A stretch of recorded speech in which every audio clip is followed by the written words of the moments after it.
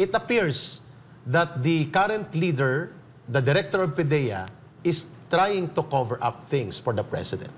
Isn't it? Oh, definitely. So, malinaw pa po sa sikat ng araw na talagang gusto nilang i-cover up. Makakasama natin ngayong umaga si Miss Maharlika, ang isa sa mga kinikilalang political influencer, crusader, and whistleblowers ng mga malalaking balita tungkol sa kalagayan ng bansang Pilipinas. Miss Maharlika, kasama po ninyo si Ma'am Lorraine Maribadoy dito sa Pilipinas Nating Mahal. Welcome back. Morning, Maharlika. Good morning, Doc Lorraine, Ka Eric. Good morning, Pilipinas.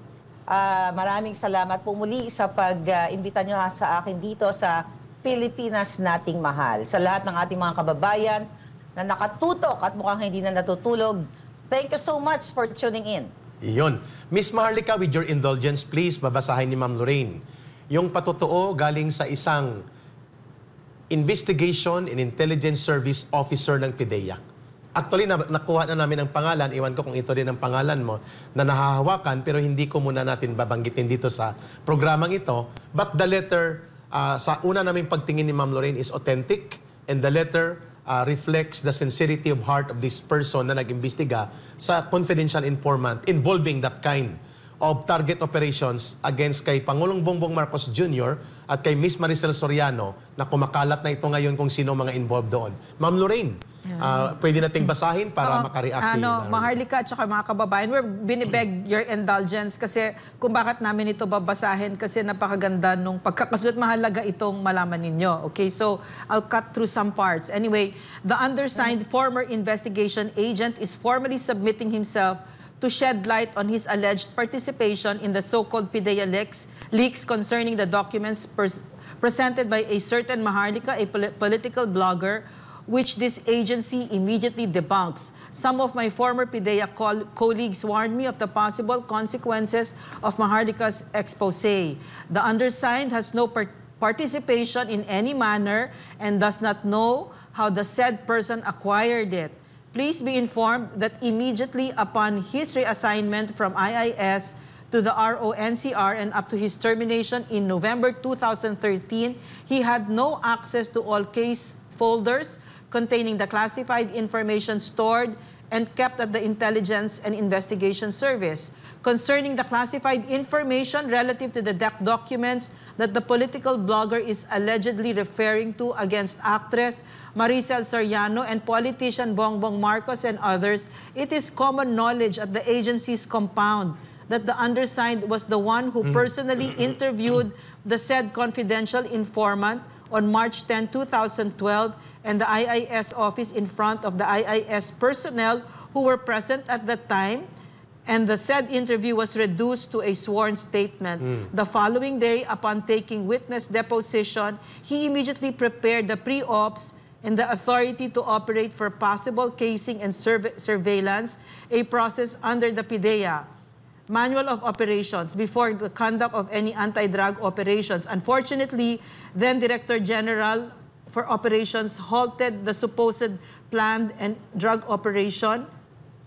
operation for unknown reasons. Following the guidelines on document security, all the acquired classical documents were securely placed in a folder with a blue cover sheet, confidential, containing pictures of some personalities while using suspected illegal drugs. Inside the suspected high-end condo unit and the sworn statements given by the CI, including the memo dated March 10, 2012, addressed to the IIS, IIS, together with the pre-ops and authority to operate, were securely stored and kept at the IIS office. If all those classified documents were continuously spread to unauthorized persons, the highest possibility is that they could be used for personal and political reasons. Please spare me from this mess. During the late President Aquino's administration, I suffered greatly from this agency's former crooked chief.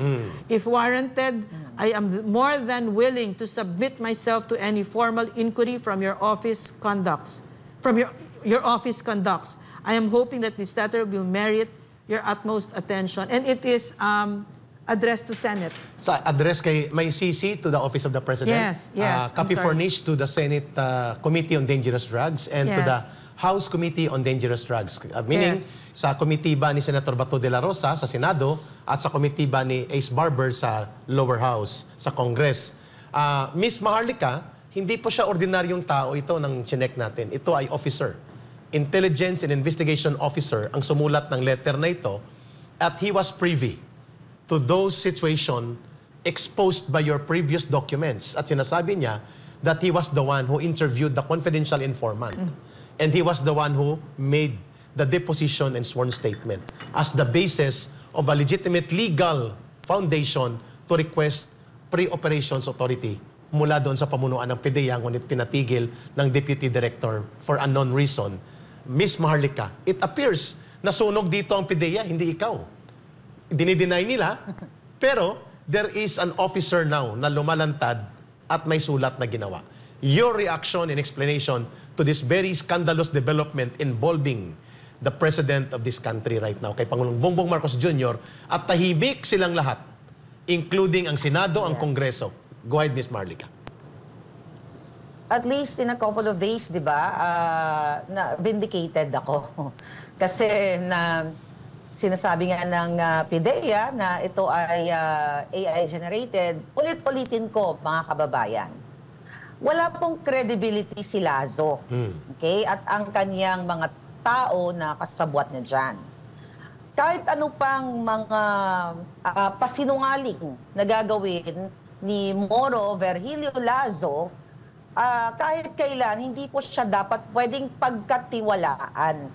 Bakit? Doon po sa video, balikan ko po yung video na 5-minute video na kung saan, na i-leak din natin dyan, na ipinakita sa inyo kung Sige. paano sila sumang-ape ng kaniyang nasasakupan ng mga abogado, yung mga agent dyan sa loob, kung paano niya didibdiban sa simpleng traffic problem nila nung attorney na yon. So, paano ka maniniwala sa isang taong ayaw niya ngang sagutin yung issue na ng api siya? Kitang-kita sa video. So, para sa akin, kahit ano pa pong sabihin ni Lazo, wala nang maniniwala sa kanya.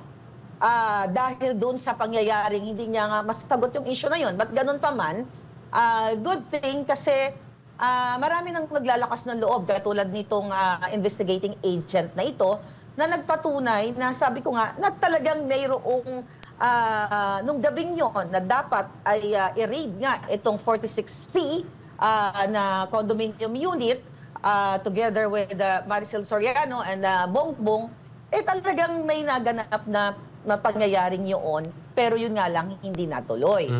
So muli, patunay mga kababayan na yung mga sinusumbong sa atin dito ng mismong mga dating nasa gobyerno, mga nagsilbi sa gobyerno, o yung mga current na nandiyan ngayon, na ayaw, kumbaga, hindi na nila nasisikmura yung sobrang garapal na katiwalian at pagwawalang hiya ng mga leaders natin. Well, they're not leaders. Yung mga nandiyan, especially dito sa PDEA. Ms. Marlica, it appears that the current leader, the director of PDEA, is trying to cover up things for the president.